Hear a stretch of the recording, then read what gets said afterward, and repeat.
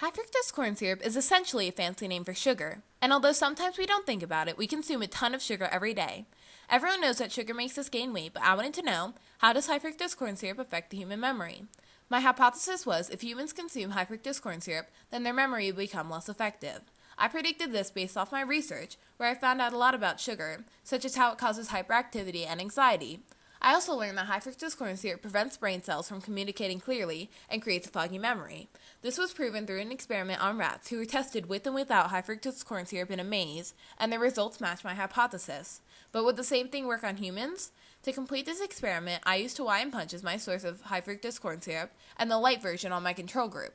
This is because the light version has the same ingredients as the regular version, minus high fructose corn syrup, so there's only one independent variable, which is the amount of high fructose corn syrup given to the subject to see how it affects the dependent variable, or the test results.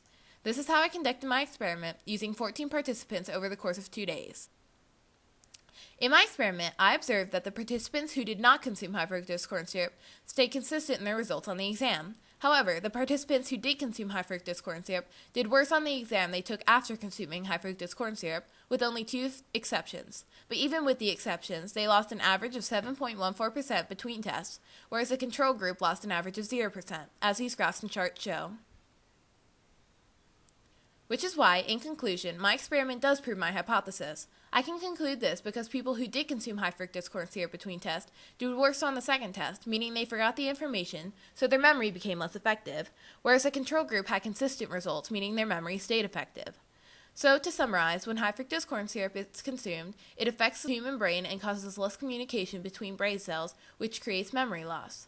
This will keep society a healthier place, because if more people knew that sugar does not only affect the body but the brain too, they might stop eating so much of it. That is my science experiment on how high fructose corn syrup affects the human brain.